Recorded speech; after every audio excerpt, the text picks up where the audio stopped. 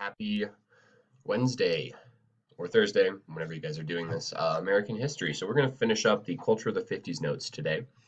And then we're going to we looked sort of at like the culture of the car and everything, and maybe like credit and people spending money last time.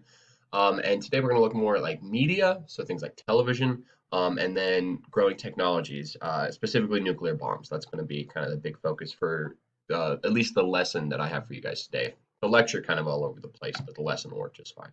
So let's start here with television, because that's sort of the first thing that we need to talk about now that we're done with cars and the highways and everything like that.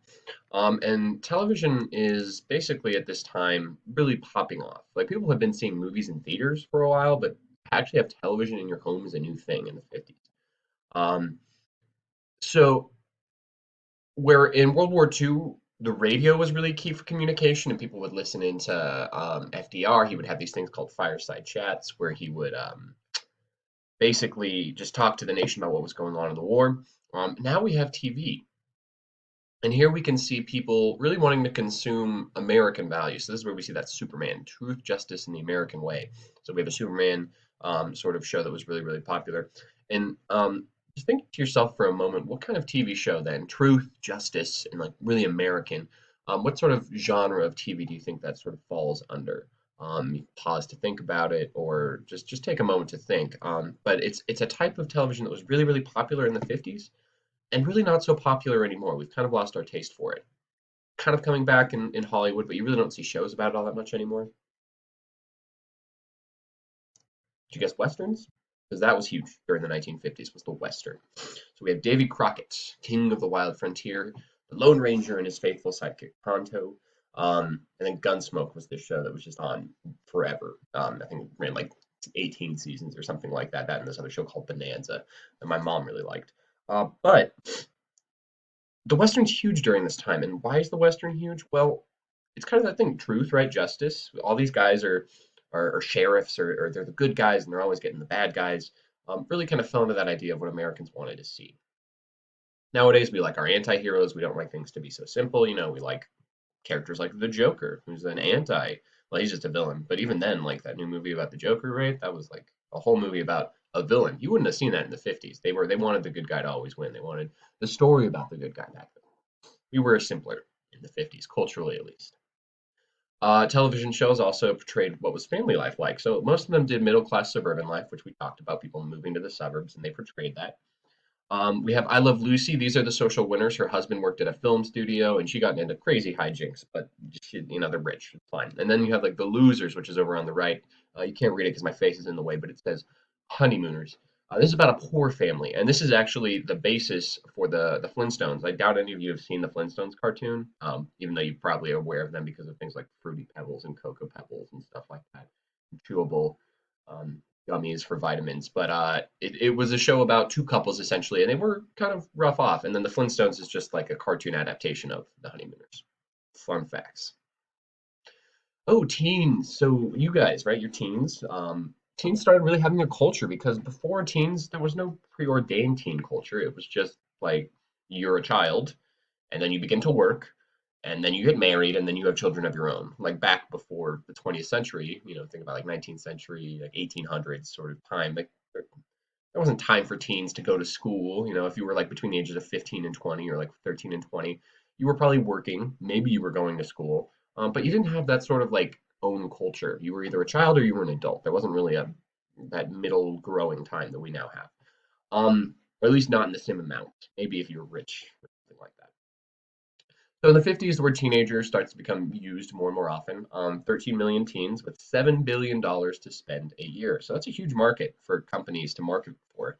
Um, and they really do. And music especially tries to appeal to them. It's called race music because rock and roll is actually based off blues and jazz, which are traditionally African American forms of art. And Elvis Presley was the king of all rock and roll. We will never understand Elvis. I won't, you won't, because we weren't alive when he was big. But he was the king. Like they call him the king for a reason. And he died. Some people say he did not. But he died in the 70s. Oh God, who was the 70s? Maybe it was the 80s. Um, Actually, I saw a post recently online that he had been dead it was maybe like last week, was he had been dead for exactly as long as he'd been alive, some 43 odd years or something like that. Um, so yeah, but he was just absolutely the biggest star in the world, especially in the 50s. And it was all based on this rock and roll. Like teens were just insanely obsessed. Um, then you had the Beatles after that, in terms of, musicians to be obsessed about. And then, I mean, can you guys think of a modern star that people obsess about that much? I mean, Justin Bieber kind of, but that was really only to like preteen, young teen girls. They didn't have that universal appeal like these guys did. Girls liked Elvis, boys liked Elvis. It didn't matter. Elvis was the king.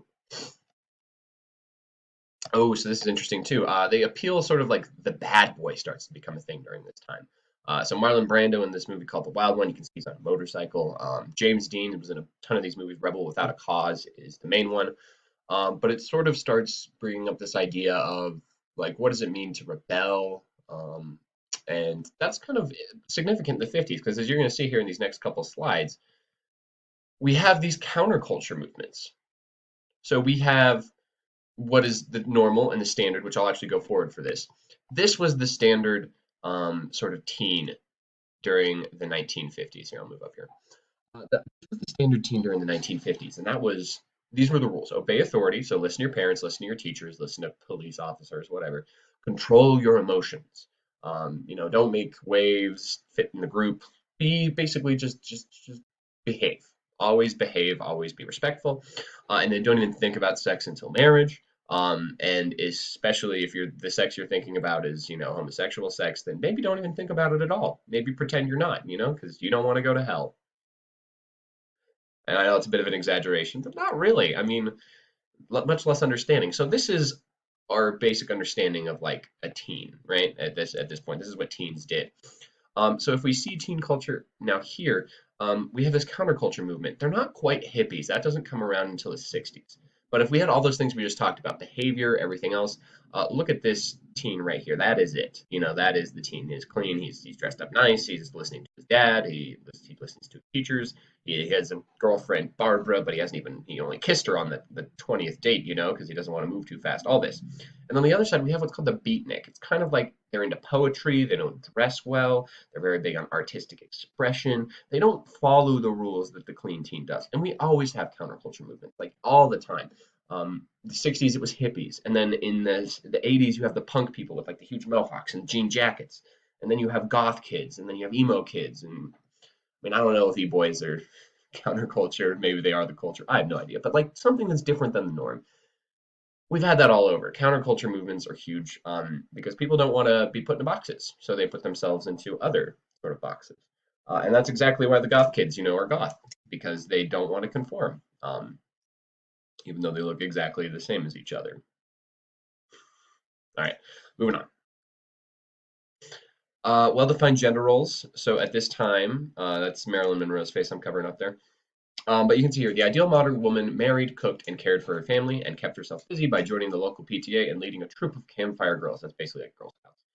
She entertained guests in her family's suburban house and worked out on the trampoline to keep her size 12 figure. So, like many things were expected of a woman, but working was not one of them. And remember, a decade ago, 5 years ago, women were working during World War II in factories, and they loved it because they had autonomy, they had control over their own lives. And all of a sudden, that's kind of being reeled back and pulled away. I don't want to say every woman was mad about this because some women like being home care.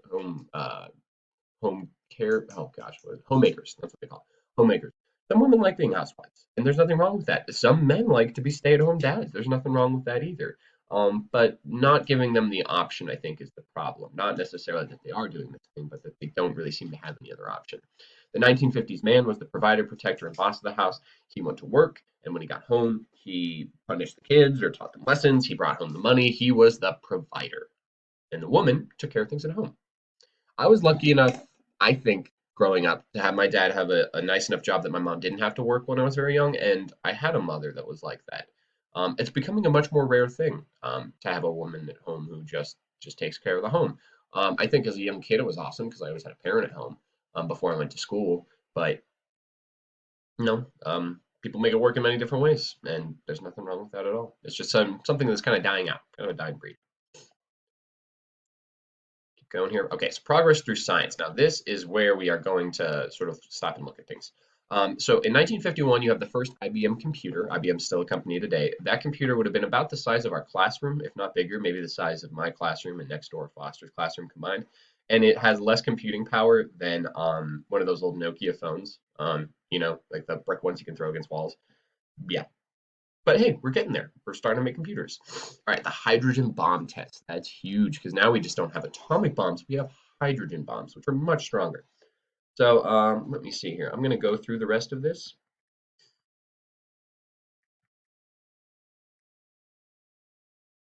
Okay. There's other things here that we can talk about. We eradicate polio, which is awesome. We discover DNA. We create NASA because now we want to go to the moon. We want to have the space race, which I'll talk about in more detail later. But we're on 10 minutes already, so I don't want to make this too long. So what we're going to do is we're going to look at specifically fear and anxiety at this time related to the atomic bomb.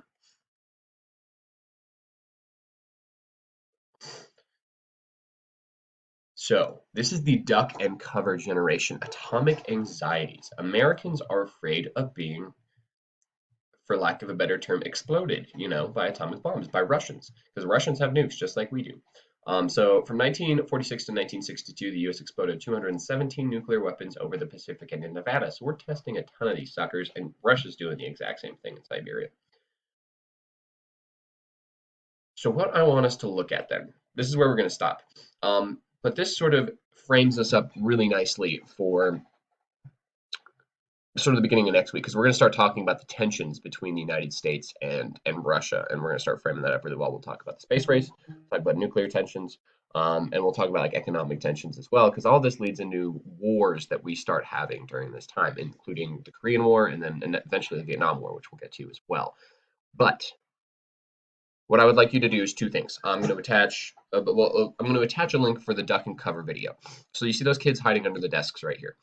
That is what they were told to do in case of a nuclear bomb attack. They were supposed to hide under their desks, and this is not to protect from a nuclear blast because going under a desk is not going to save you from that. But it's meant to keep stuff from the ceiling from falling on you and hurting you because your desk is over covering you. Because keep in mind, most of these kids are in the suburbs, and you're not going to drop a nuke on a suburb. You're going to drop it on a city center because that's where more people live.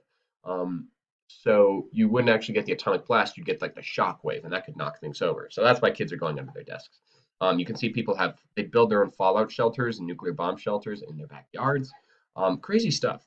So this is what we're going to do. You're going to watch that duck and cover video. I'm going to attach it on this assignment. And then I would also like us, here, let me move myself down here. All right, I would like us to play with this nuke map tool. So go to nuke map, just Google it. It's the first one. It's by this Alex Wellerstein guy. It says it right there. And you can see here we have a map and we have all these options. So I would like you guys to nuke, and I'll have the instructions on there, 5 cities. 5 cities. They can be American cities, they can be world cities, whatever it is. But what I would like you to do is, so we'll start with Denver. So we'll nuke Denver first. And then I would like you to go to the preset for the type of bombs.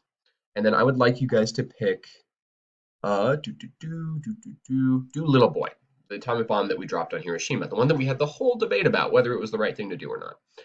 Then I want it to be an airburst. I want you guys to show casualties and radioactive fallout. And then what you do is you hit detonate. So that shows you the damage. So if we were to drop that same atomic bomb that got dropped on Hiroshima and Denver, we'd have about 73 deaths, 73,000 deaths, and 77,000 injuries. Huge numbers, pretty significant. So I'm going to have you guys do this in 5 different cities and record it for everything. The first 3, I would like you guys to use these. You can use Little Boy or you can use Fat Man because that one was the one dropped on Nagasaki. Those are both atomic bombs. But for the last 2, I would like you to use. Ooh, which ones would I like you to use?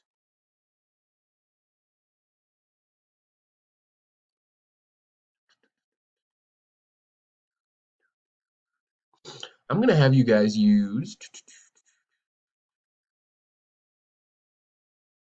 this one. It's called the R-12 SS-4. It's the Soviet missile during the Cuban Missile Crisis. This is the kind of nuke, and keep in mind, this is a hydrogen bomb, not an atomic bomb. This is the kind of nuke that could possibly have been used during this time. For the last 2 cities, detonate those on using that nuke, the R-12 SS-4, and record the totals from there. And I'll have more instructions for you guys, but thank you so much for tuning in and listening. And I guess I will send you off with an atomic bomb blast.